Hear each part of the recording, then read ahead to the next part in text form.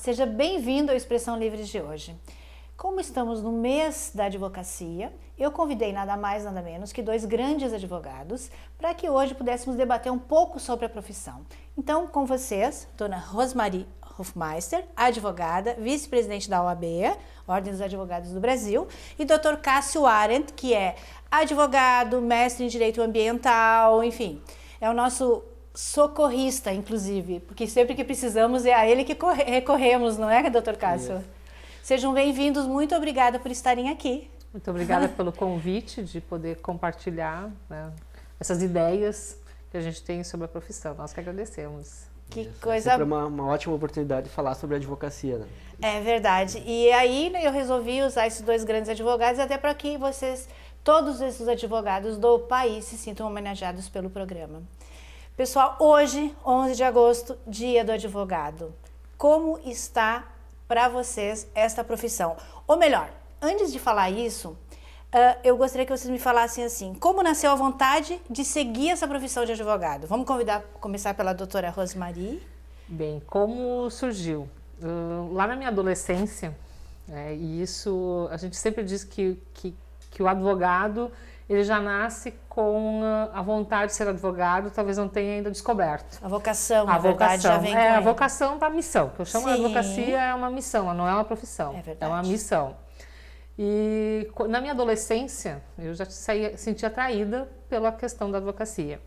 Mas como todo projeto de vida sempre envolve a questão da família, né, onde os pais tentam orientar seus filhos, a concepção que os meus pais, principalmente meu pai, tinha de advogado não era talvez o que ele projetasse para mim como filha. Sim. E teste vocacional aparecia já a advocacia. Ai, tinha muito disso. Eu não sei se ainda é assim hoje. Isso, eu sei que na oitava série a gente passava por teste vocacional e tudo mais. E apareceu então a advocacia e isso também já tirava muito. Mas na época já meu pai dizia assim, poxa vida, mas você vê, tem tantos advogados naquela época já. E eu já dizia, e uma professora, nunca esqueço, na oitava série, ela dizia assim que você escolhe o que você quer ser, porque quando você é bom, para os bons sempre tem lugar. E ali já nascia comigo a vontade de ser advogado. Mas aí eu fui para o magistério, mas aquele desejo e aquela sensação dentro do contexto de amigos e tudo, sempre aquela referência, o que você acha? E para mim sempre tinha aquela noção de que para mim poder opinar sobre as relações e sobre as coisas que eu era questionada, eu precisaria de um conhecimento maior.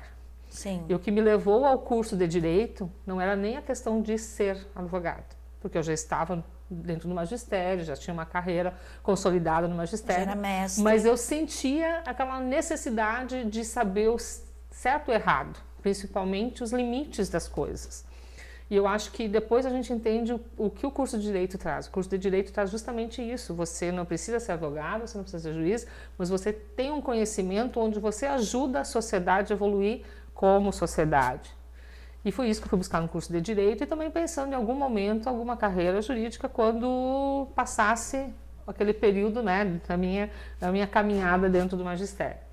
No entanto, um princípio que a gente tem é de que se você está preparado, né, a vida traz as oportunidades desde que você esteja preparado para elas. E aberto, né? E uma das coisas também, na minha concepção, tinha que eu não teria o perfil para advocacia. Por quê? Porque os parâmetros que eu tinha de uma advocacia era uma advocacia mais parada, no sentido de pessoa. Então, você imagina uma pessoa hiperativa. Dentro de um escritório de advocacia, assim, ou eu enlouqueço as pessoas. Nesse sentido. E aí, como eu estava preparada para o momento que a vida estava me preparando e oportunizando, na minha formatura, eu sempre digo, eu conto isso porque às vezes as pessoas têm a vontade e elas começam a ter crenças. E a criar dificuldades para seguir o sonho. Crenças limitantes que hoje nos coachings todos falam. Eu tinha uma crença limitante, achando que o meu perfil de pessoa não condizeria com o perfil daquilo que eu tinha como crença, que seria uma postura, um dia a dia de um advogado. E quando eu estava me formando no dia da minha formatura, se me dissesse que eu seria advogada, na formatura do direito, eu disse, olha, acho que não, só se o dia que eu ficar mais calma, né? Até quando essa energia toda se equilibrar, quem sabe? E, no entanto, já havia um escritório que estava me convidando para trabalhar, né, concomitante com o magistério, ou seja, no turno você vai lá, extravasa toda essa energia, e mais você vai já começar a sua caminhada no direito. E foi quando eu descobri que a advocacia, o exercício da advocacia, ele é muito dinâmico. Então, aquela crença limitante eu já tirei na primeira semana que eu coloquei os pés dentro do escritório. Que não para, né? Porque não para, e essa dimensão é que você se limita pela questão de limites que você se coloca na sua dimensão e compreensão de mundo. Então, já desde o primeiro mês do exercício, já me colocava a fazer audiências em outras cidades, a interagir com outras pessoas, e era isso que eu precisava. Por isso que viaja o estado todo. Ou por isso que eu exerço a minha atividade num espaço geográfico que as pessoas brincam que eu... Ilimitado. Que eu alterei o mapa do Rio Grande do Sul, né? Porque eu digo que vou à fronteira... Como eu vou para Veracruz, que é uma cidade vizinha, 5 10 quilômetros tanto que lá no escritório eles brincam que Veracruz, Candelária, fica no pátio da minha casa, né? Justamente por isso. Então, eu gosto de contar isso, porque às vezes as pessoas, elas têm aquele desejo, elas se identificam, mas elas não se conseguem colocar lá, porque colocam limites na sua crença em relação ao exercício. Sim. Então, hoje, quando eu conto isso, quando eu penso, tem gente que me diz, nossa, mas eu imaginei que você nasceu advogado. Porque coisa, hoje né? eu não consigo me imaginar fazendo outra coisa que não seja ser a advocacia. Que legal. Né? E eu sempre digo, advogado, você não é em horário comercial. Você pode até exercer atividade no horário comercial, mas você é o tempo todo. 24 horas a semana toda. Né? É um sacerdócio, é missão, certo? É muito mais do que simplesmente uma profissão, o exercício de uma profissão. É o amor. É o amor, é uma dedicação e acima de tudo, é uma referência. Aonde você está, e isso a gente observa já quando a gente é aluno, estudante do curso de Direito, você passa já a ser uma referência até para sua família. Você não viu algumas coisas da área do direito, mas se você está lá na faculdade, passou no vestibular, você já deve saber o que eu vou fazer nessas situações. Então, é interessante como você passa a ser referência para sua família, para os seus amigos e tudo mais. Né? E você, doutor Cássio, como nasceu esse sonho? Sim, também acho que um pouco parecido com a doutora Rose, né? Também foi na adolescência, nos testes vocacionais, né? Desde a minha infância, da minha adolescência, sempre gostei muito de literatura, muito de ler, de escrever, né? E também essa preocupação com os problemas sociais, os problemas das vidas das pessoas, né? E, óbvio, também o teste vocacional me remeteu para o direito. Aí eu comecei a fazer a faculdade, então logo terminei, na época, o segundo grau, hoje o ensino médio. Segundo grau, né? Exato. Então, de imediato, fui para o curso de Direito, mas também muito, ainda sem saber, né? Eu queria alguma coisa do direito, mas sem saber que profissão seguir. Né? E aí, no decorrer da faculdade, sim, aí vieram as duas, ou melhor, vieram as 3 paixões na faculdade, né? Tanto a advocacia quanto a docência e a minha esposa. Então foram as 3 paixões da que faculdade. Também é uma grande advogada, exatamente. Então, mas é isso, acho que né, essa vontade de defender as pessoas, de garantir o direito das pessoas, acho que isso é que move a gente na advocacia. Né? E talvez né, aquela angústia que a Rose colocou de que talvez fosse um trabalho monótono, né, cansativo, não. Mas não. Na advocacia não tem monotonia. Não. Né? Cada dia é um dia diferente, um problema diferente, pessoas com problemas diferentes, né? E o nosso atuar também de forma diferente. Né? Então, sim, as pessoas são imprevisíveis, né? E a sensação no final do dia, de que cada dia você ajudou a contribuir para mudar um pouco a vida ou o mundo de alguém. Sabe? Essa sensação é uma sensação muito gratificante na profissão da gente. Até porque advogados são psicólogos também, né? É que, na verdade, o que a gente acaba... Para você ser um bom advogado, uma boa advogada, você tem que sair só da sua área de conhecimento, que é a área própria do direito, que você precisa usar... Eu sempre digo, o que a gente tem na área de direito, as áreas dos processos, processo civil, processos, são ferramentas que você precisa para poder representar o seu cliente, Na verdade, você tem que abarcar um conhecimento muito grande em todas as áreas. Seria esse o maior desafio de um advogado? Esse é o maior desafio. E até você se identificar. Por isso que acabam muitos profissionais se especializando em determinadas áreas, porque essa paixão que o Dr. Cássio falou pela leitura, pelo conhecimento, você tem que ser, porque você você não pode ser superficial nas coisas.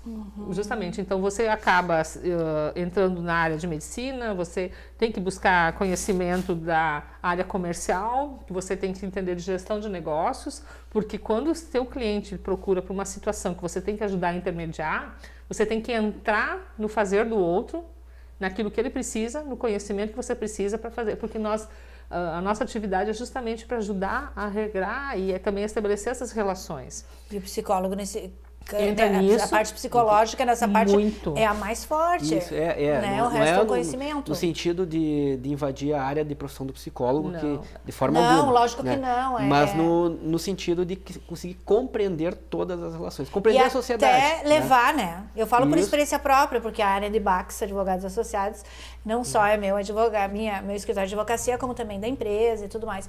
Então, às vezes, a gente chega lá, assim, eu vejo por mim, né? Cito a mim, por exemplo, eu falo, meu Deus do céu, eu chego assim com o meu emocional no chão. Daí a segurança, o equilíbrio que tem que ter o profissional, é que faz a gente ver o outro lado e faz a gente nos direcionar, né? É porque nós temos assim, o advogado, ele, mais do que ninguém, ele tem que ter a empatia.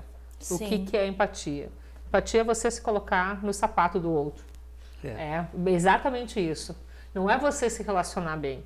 Então, isso a gente tem, por isso, a questão de psicólogo. Não, você tem que ouvir o outro, tomar essa atenção, e você tem que se colocar no sapato do outro, você tem que colocar no lugar do outro. Então, por isso que a gente acaba, para colocar no lugar do outro, você tem que ouvir. E ajudar a elaborar tudo o que está acontecendo para entender aonde você vai fazer a intervenção e como vai poder ajudar a pessoa a sair de um lugar para chegar ao outro. Né? E o sonho de vocês de antes continua até hoje? Mudou alguma coisa a visão da advocacia que vocês tinham de antes para hoje? Assim, o sonho é o que nos move no dia a dia, né? Se a gente perder esse sonho, esse encantamento, a gente não vai conseguir ser um bom advogado, né? Então, isso é o que move qualquer atuação de qualquer advogado, é esse sonho, essa luta, né, pelo direito do seu cliente. Claro que, né, a questão da visão, né, o do perfil do advogado, ele vai tendo que se amoldar a própria sociedade ou o novo cenário, enfim, né? Hoje nós temos uma série de questões com tecnologia, enfim, que muda todo um perfil, né?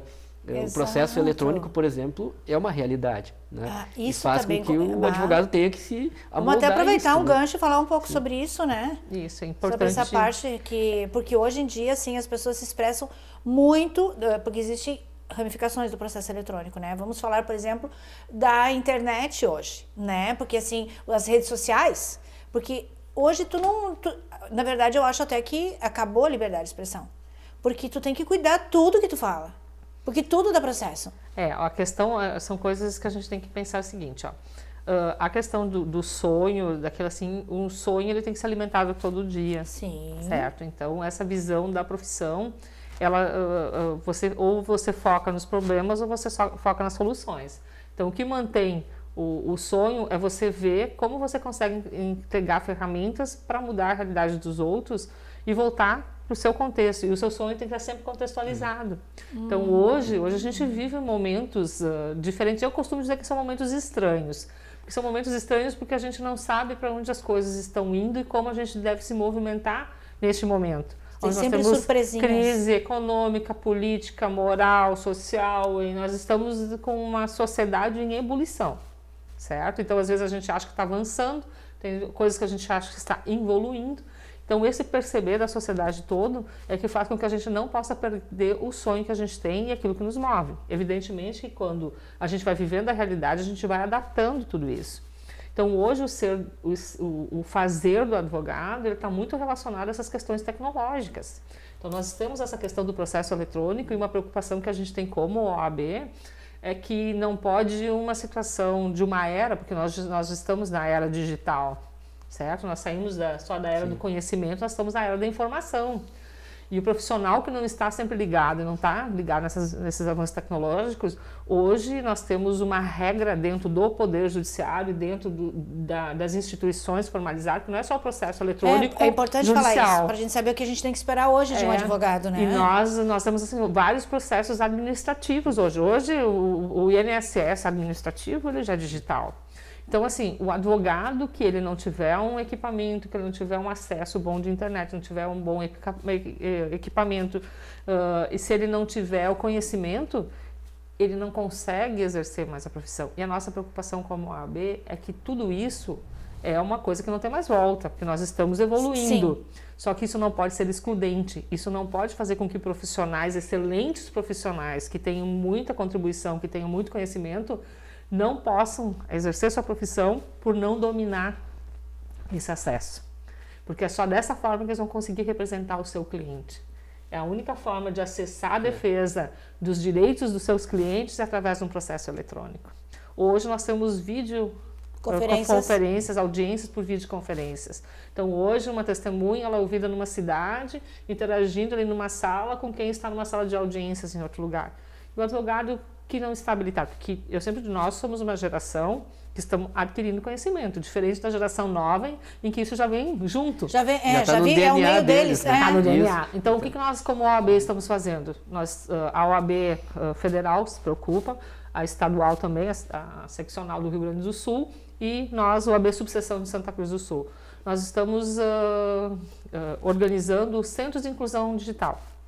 Então, nós inauguramos aqui na nossa sede da subseção, né, o Centro de Inclusão Digital, onde nós temos equipamentos e funcionários treinados para ajudar o profissional a acessar os processos eletrônicos. Porque se tivesse um processo eletrônico que colocássemos todos e fizéssemos um treinamento, seria maravilhoso. Mas cada área do direito, cada esfera, possui um tipo de processo eletrônico. Então, você tem que dominar várias. E às vezes, dentro da mesma esfera, você dependendo tem duas ou três. Estados diferentes, tem... Duas ou três. Duas ou três ou mais. Mas isso é muito... Os papéis estão sendo substituídos, não? Os papéis, alguns estão. Hoje nós temos processos, todos eles virtuais, são eletrônicos, né? E à medida que vai indo, só que aí vem todos os problemas decorrentes disso, né? Como você vai exigir num Brasil onde eu não tenho os últimos dados, mas os últimos dados que eu tenho de um ano atrás, eu não sei se nós chegamos a ter 60% de cobertura de internet no país. Por isso que existem aqueles programas de aceleração de internet, e aí nós estamos falando de acesso à internet, nós não estamos nem falando sobre a qualidade do acesso à internet. Certo? Então, assim, como você vai exigir, de repente, que todos os processos sejam eletrônicos se as pessoas não têm nem internet para fazer isso? Então, eu acho que essa questão tecnológica é um grande desafio, né? É um desafio. E ela tem que servir para melhorar, melhorar o acesso à justiça, ela não pode barrar o acesso à justiça, né? E tem que servir para facilitar a vida das pessoas e do advogado, e de gerar mais agilidade, né? Então, por exemplo, alguma facilidade que o processo eletrônico traz, né? Na Justiça Federal aqui do Rio Grande do Sul, praticamente 100% dos processos estão todos eles virtualizados, são por meio eletrônico.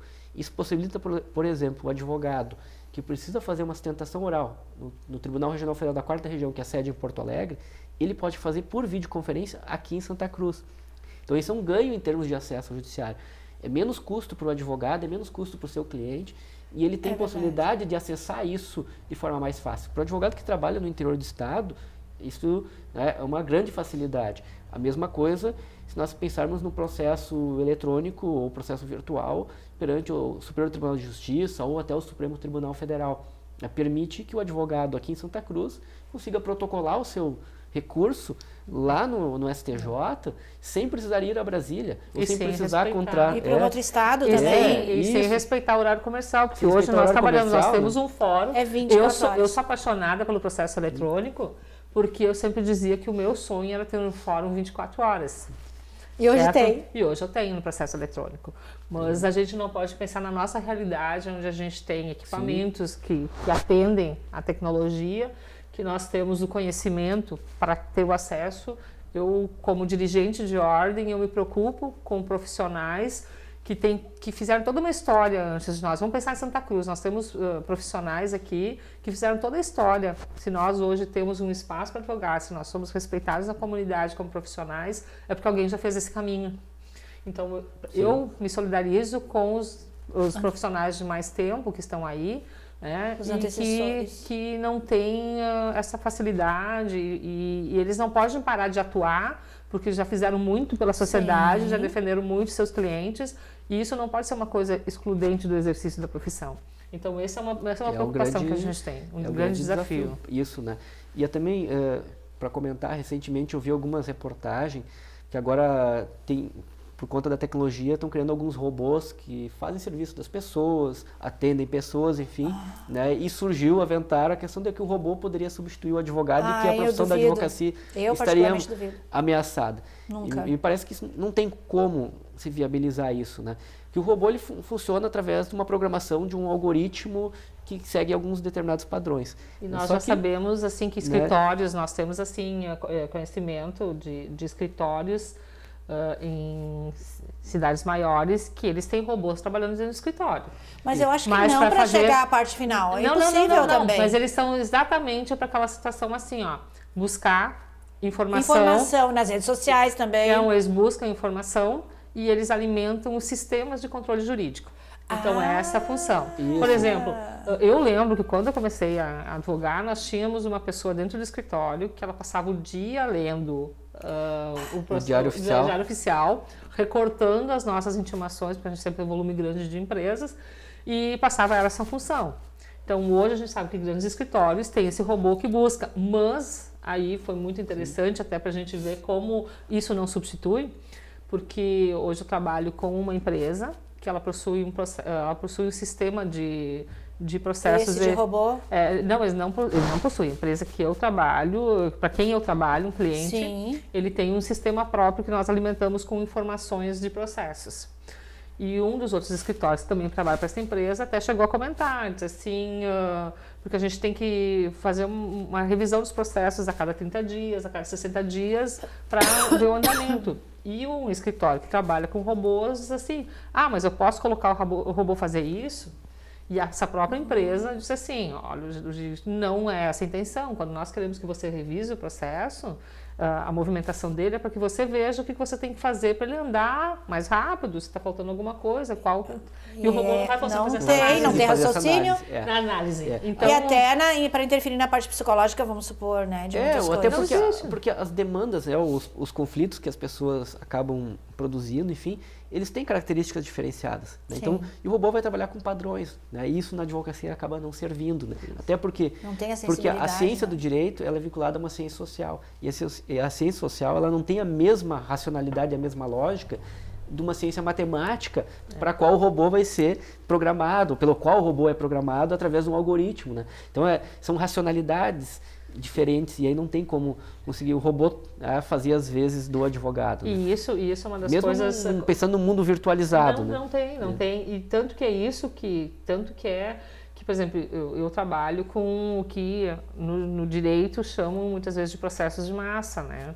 Que seriam determinadas matérias, algumas coisas assim, em que haveria, assim, seriam muito semelhantes. E eu sempre digo, não, eu trabalho como advogada de empresa, e aonde seria um processo, mas não é massificado, porque mesmo que a área do direito está sendo discutida a mesma, cada caso é um caso.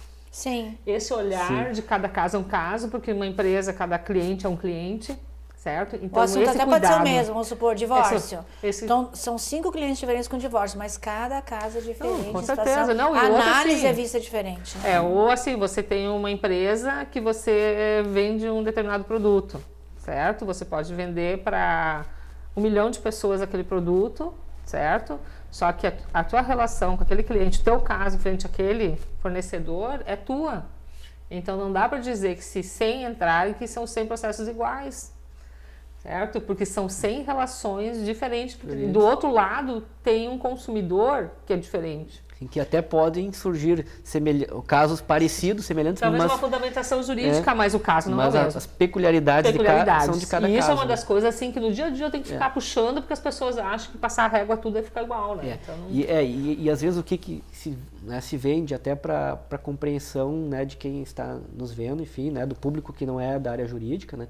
Que parece que a advocacia seria tão fácil, né, ser substituído como uma forma como a gente vai no caixa eletrônico de banco. Né, que lá que a gente passa o cartão, pede um extrato, ou seja, eu colocaria o problema e no extrato sairia a decisão, a solução.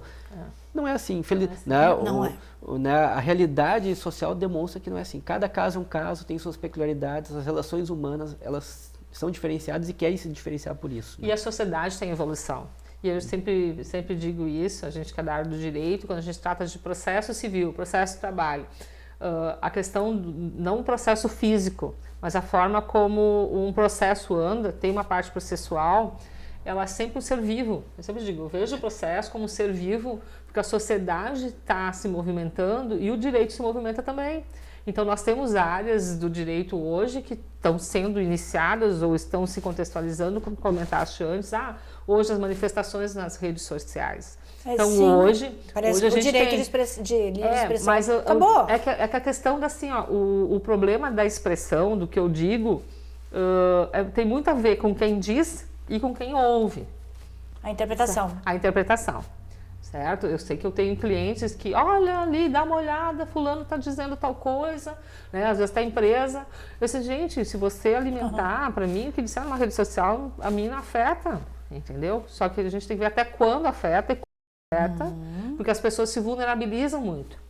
Então, esse contexto é um contexto que o direito está, não é só o direito propriamente dito, estão todas as áreas vinculadas a isso. A gente vê hoje a própria busca de provas, a própria investigação desses crimes virtuais, os crimes digitais. Então, isso está colocando todo um contexto buscando se adequar a essa nova realidade. Né? É inovador. É bastante inovador.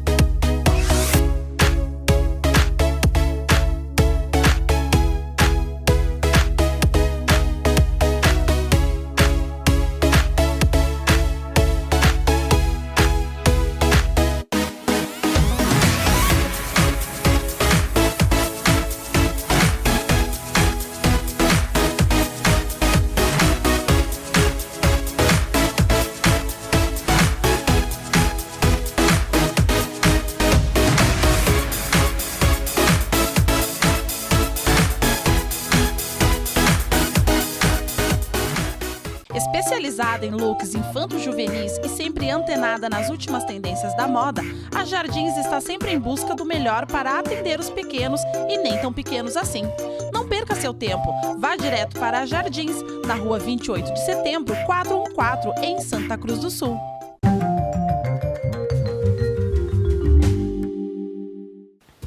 A Oncodica do Instituto de Oncologia St. Gallen de hoje é para que você mantenha uma alimentação saudável. Coma frutas, legumes, verduras, cereais e diminua alimentos gordurosos, salgados e enlatados. Isso pode reduzir as chances do câncer em pelo menos 40%. Uma dieta pobre em gordura e rica em vegetais ajuda na prevenção de cânceres do intestino, próstata e mama. Instituto de Oncologia St. Gallen, a melhor clínica de oncologia dos vales do Rio Pardo e Taquari. Diretor técnico Marcelo Luiz Dotto, CRM 21297, Unidade Santa Cruz do Sul e Venâncio Aires.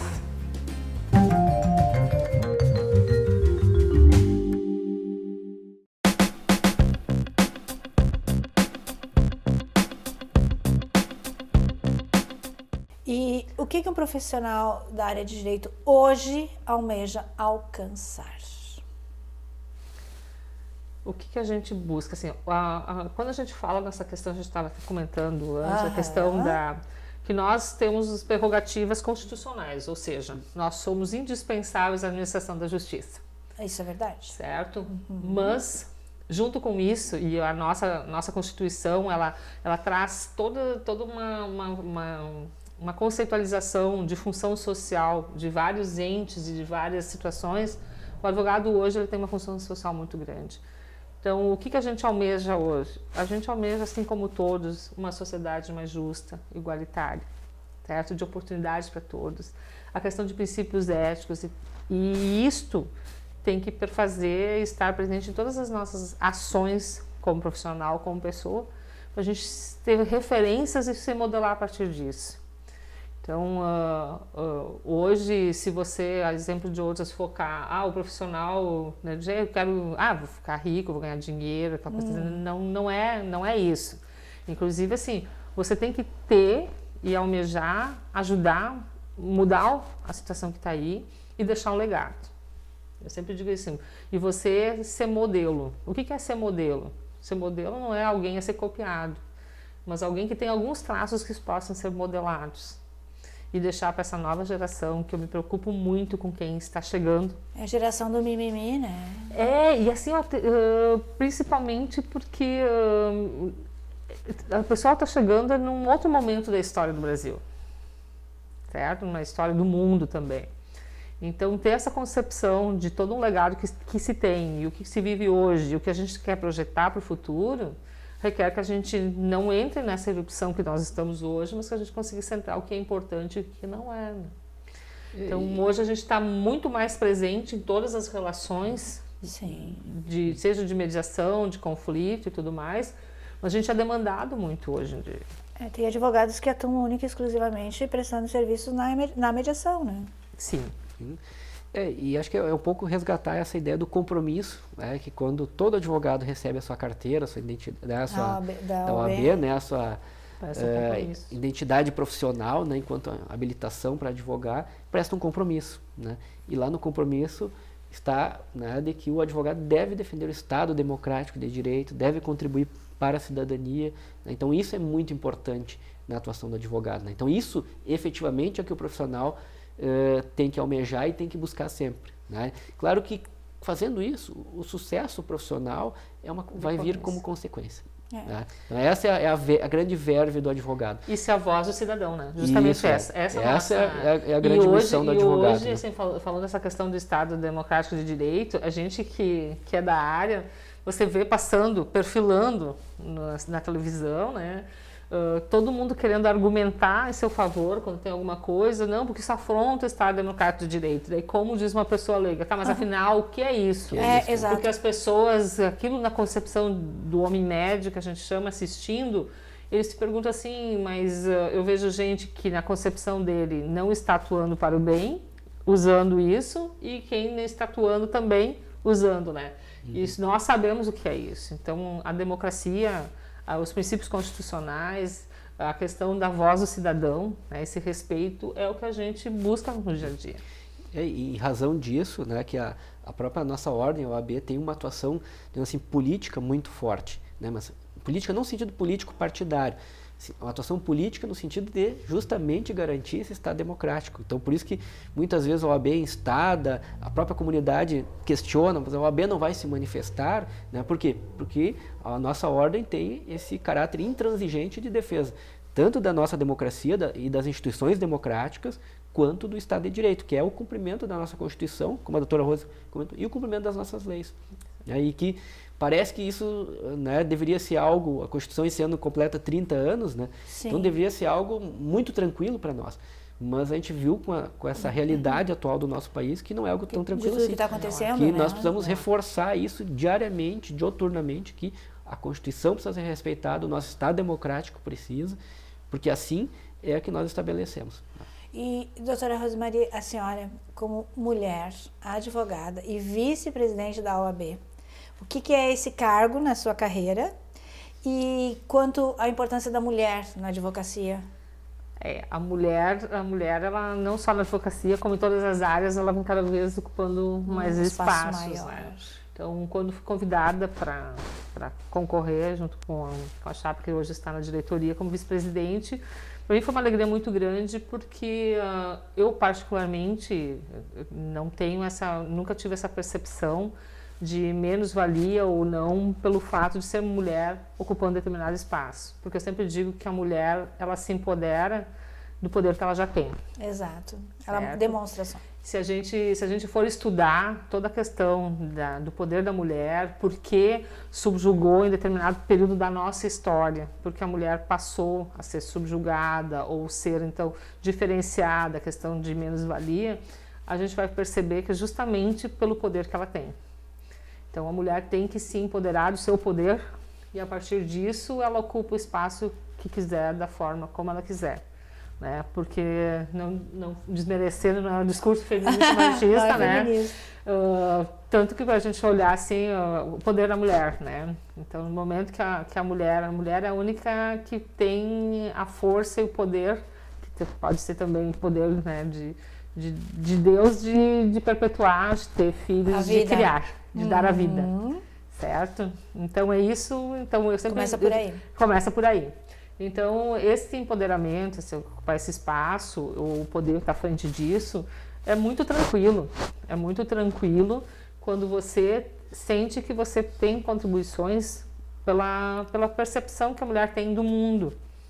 Então, nós temos hoje, e a gente tem um espaço, junto com os nossos colegas, né, homens... Hoje tem respeito pela profissão. Tem respeito pela profissão, porque você é aquilo que você sabe. Pelo espaço. Pelo espaço, e para mim foi muito tranquilo, porque eu, desde a minha educação de criança, eu sempre fui incentivada a assumir esse poder que eu tenho.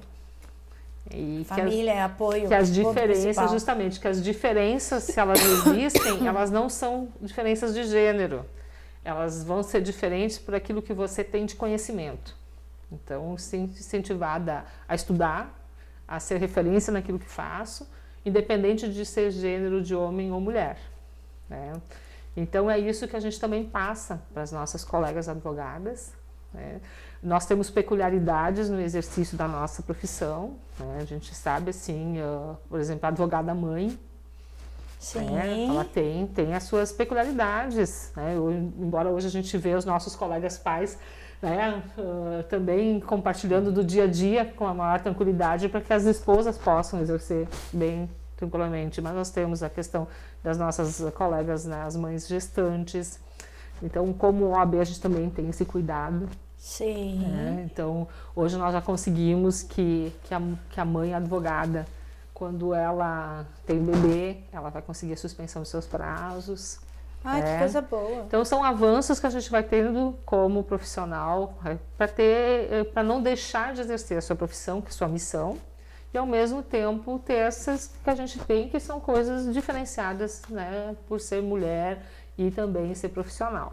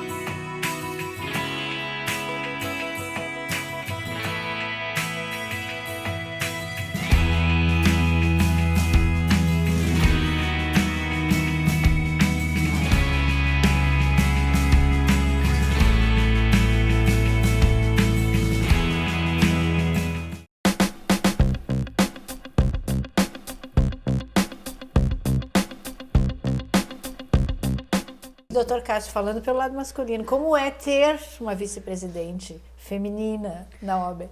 Eu acho que é bem tranquilo, acho que é uma demonstração, e a gente fica feliz por conta disso, né, de que efetivamente, né, não deve haver essa questão de diferenciação de gênero, né, acho que tem que se respeitar, cada um, né, tem a condição e o poder, né, na ideia do empoderamento das mulheres, né, de demonstrar o seu conhecimento, o seu valor, como a doutora Rose, né, comentou. Se a gente olhar hoje, praticamente metade dos lares brasileiros já são chefiados por mulheres. Então, acho que a gente tem que estar mais do que na hora de superar esse paradigma, né? E a gente verifica isso, ainda há alguns preconceitos na sociedade, né? Se hoje mulheres ocupando os mesmos cargos em altos pontos de executivos, né, de empresas, as mulheres ainda recebem menos, né? Isso não pode de forma alguma existir, né? Então essa igualdade ela tem que ser praticada e vivenciada no nosso dia a dia, né, em todas as áreas, e que ótimo, né? Quizá a gente possa aí ter um dia a OAB ter presidentes mulheres, né? Então acho que isso vai ser um grande salto de qualidade para todos nós também. Coisa boa. E uma demonstração da ordem, né, de que a gente está fazendo o dever de casa. Que coisa boa. E vocês, como grandes advogados, poderiam dar alguma dica para pessoas que sonham em seguir a carreira ou que estão se formando? O professor Cássio também é professor universitário, né? Sim. Também. E o que eu sempre digo quando estou na sala de aula, né, é que você tem que se preparar, certo? As oportunidades aparecem para quem está preparado. E às vezes a gente não sabe nem se a oportunidade vem, a gente faz a oportunidade acontecer também. Tem que estar aberto. Tem que estar aberto e tem que se preparar. Tem que ser estudar. De dentro para fora, né? E tem que estudar e principalmente não se fechar num determinado mundo, mas observar como a sociedade se movimenta. Porque se você for atuar em qualquer área do direito, for prestar concurso em qualquer área, essa percepção de como a sociedade funciona, ela acontece, é primordial para que você aplique os conhecimentos que você traz dos bancos acadêmicos. Porque se você não tem conhecimento, não conhece como a vida acontece, certo? Não vai adiantar de nada a aplicabilidade disso. E ao mesmo tempo, se você só sentir como a vida acontece e não ter o conhecimento, você não vai ter as ferramentas, os elementos para fazer a intervenção necessária. Então a questão é essa: viva, observe o que aconteça, interaja com o mundo lá fora e ao mesmo tempo se prepare, busque conhecimento para poder fazer as intervenções necessárias. Legal. E o que você diria, doutor Cássio? Referendar as palavras que a doutora Rose colocou. Acho que é isso, né? Não tem se alguém está buscando uma receita de bolo, é muito estudo, muito conhecimento, né? Analisar o que está acontecendo na sociedade, enfim, para saber fazer, para saber atuar, né? Então, e muitos perguntam, né? Talvez vão ter alguns alunos, né, estudantes de direito olhando o programa, né? Mas é tão difícil passar na prova da OAB. A prova é fácil? Não é uma prova fácil, realmente. Mas é uma prova impossível? Não. Né? Ela é bem possível para quem realmente estuda, se dedica. Torne possível. Ela se torna possível, né? Mas isso precisa muita dedicação. E é interessante, falando em exame de ordem, porque na verdade o único concorrente é você consigo mesmo, né? Porque você não está concorrendo com ninguém, você é consigo mesmo. Se superar. E a gente observa superar as suas inseguranças, os seus medos. Então a gente vê que a prova da OAB ela tem os mecanismos dela em termos de exigências, mas o que a gente percebe, os anos que a gente acompanha quem presta o exame, que é muito mais uma questão de tranquilidade, é uma questão de preparação psicológica para o momento de prova, né? E o medo do desconhecido. E uma coisa que a gente observa, e também eu comecei a observar mais depois do Dr. Botelho, né, comentar, foi que a questão assim, a pessoa que ela já pensa lá durante os bancos da faculdade, eu vou fazer o meu exame de ordem porque eu quero ser advogado, porque eu quero passar pela experiência da advocacia, mesmo que depois queira fazer outro concurso, ele já faz o curso de direito pensando que eu vou fazer o exame de ordem. E quando ele tem essa percepção de que ele quer ser advogado, ele vai lá e passa no exame de ordem. Então era uma percepção que eu não tinha, foi a partir de uma fala do Dr. Botelho, né, professor lá na universidade. Eu ia perguntar quem é o Dr. Botelho. E acho que também um valor muito importante, né, que quem almeja trabalhar com a advocacia tem que ter tudo na vida, mas também na advocacia, é a questão da ética. Acho que o advogado ele tem uma importância muito grande na sociedade e a sua credibilidade é algo, né, que a sociedade exige, a comunidade exige isso, né? E para que tenha credibilidade tem que ter ética. Então isso tem que ser um valor constante, permanente na vida de todos nós, mas também especialmente na vida do advogado, né? Porque ele está lidando com o direito das pessoas, né? Então ele precisa ter esse compromisso ético bastante... Está lidando com a vida das pessoas, internalizado, né, para si, na sua consciência, enfim, né? Porque isso é algo que vai permear a vida toda do advogado. E isso modela, né? Se é modelo, os outros que estão chegando. Gente, muito obrigada, de coração. Sintam-se homenageados em nome do programa e extensivo a todos os advogados, como eu já comentei, pelo dia.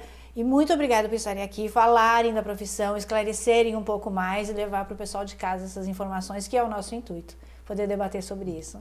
Muito obrigada. Nós que agradecemos e também queremos aproveitar um momento para homenagear, né, os nossos colegas por esse dia e por essa opção, essa missão de vida. Ok. Isso. Muito obrigada. O Expressão Livre fica por aqui e nos vemos na próxima semana.